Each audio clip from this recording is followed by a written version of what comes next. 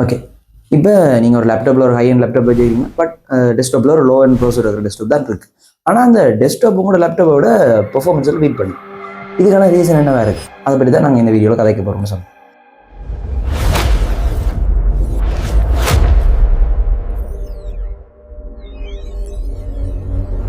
Performance உங்களுக்கு வேணுமெண்டா cooling நீங்கள் கொடுக்கணும், அதோட பவரை நீங்கள் கொடுத்தே ஆகும். அப்போ இந்த கூலிங்கும் பவர் எங்கே கிடைக்குதோ அந்த இடத்துல உங்களுக்கு மோஸ்டான பெர்ஃபார்மன்ஸ் கிடைக்கும். என்னடா கூலிங்ன்ற பவர்ன்ற அப்படின்னு சொல்லி போட்டு உங்களுக்கு ஒரு கட்டாயம் ஒரு கேள்வின்னு வந்திருக்கும்.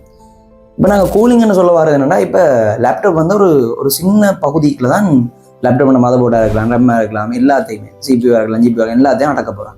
பட் டெஸ்க்டாப் பண்ணது அப்படி இல்லை. டெஸ்க்டாப் பண்ணது ஒரு பெரிய கேபினெட்டுக்குள்ளே நீங்கள் ஃபிக்ஸ் பண்ண போகிறீங்க எல்லாத்தையும்.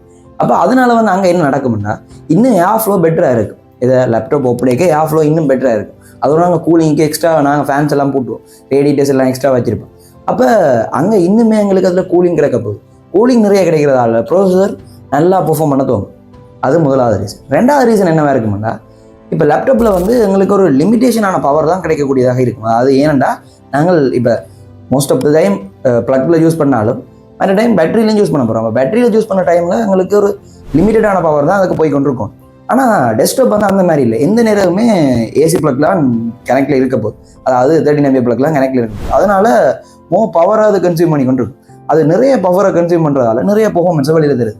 லேப்டாப் அதே மாதிரி இருக்க போகிறது இல்லை. ஏன்னா அது போர்ட் கவர் பேட்டரியோட, அதாவது இப்போ ஒரு 60 வாட் கவரோ 70 வாட் கவரோ பேட்டரியோட தான் கனெக்டில் இருக்க போகுது. அந்த பேட்டரியால் எங்களோட ஏசி இன்புட் அளவுக்கு பவரை கொடுக்க முடியாது. அப்போ அதனால வந்து என்ன நடக்குது, பவர் அங்கே தான் கூடவே இருக்குது டெஸ்க்டாப்பில். அதனால டெஸ்க்டாப் வந்து மோஸ்ட்டாக பெர்ஃபார்ம் பண்ணி கொண்டிருக்கு.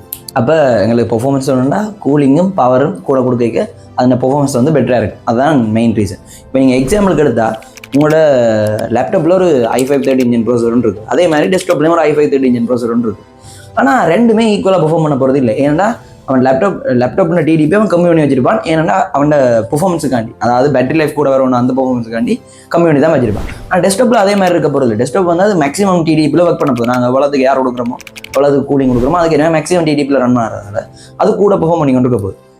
இப்போ நீங்கள் ஒரு i5ல ஒரு பிசியோ ஒரு டெஸ்க்டாப்போ எடுக்கணும்னு யோசிக்கிறீங்க. அப்போ என்ன எடுக்கலாம் அப்படின்னு யோசிச்சா, உங்களுக்கு பெர்ஃபார்மன்ஸ் தான் கூட தேவை, உங்களுக்கு போர்ட்டபிலிட்டி தேவைப்படாது அப்படின்னா நீங்கள் கட்டாயம் டெஸ்க்டாப்புக்கு போகிறதா உங்களுக்கு அது வேல்யூவாக இருக்குது. இதுவே உங்களுக்கு போர்ட்டபிலிட்டி முக்கியம், பேட்டரி லைஃப் அடி வாங்கினாலும் பிரச்சனை இல்லை அப்படின்னு யோசிச்சா உங்களுக்கு ஒரு வழி இல்லை, நீங்கள் லேப்டாப் தான் போய் ஆகும். பெர்ஃபார்மன்ஸ் வேணும்னா இப்போயும் டெஸ்க்டாப்பை தேர்ந்தணும். இப்படி இதே மாதிரி உங்களுக்கு வேறு ஏதாவது கண்டென்ட் பார்க்கணுன்னா கீழே கமெண்ட் செக்ஷன் சொல்லிட்டு போங்க. அதை பற்றி நாங்கள் தொடர்ந்து கதைப்போம். இப்போ இந்த வீடியோ முடிச்சுக்கலாம். பாய் மக்காஸ்.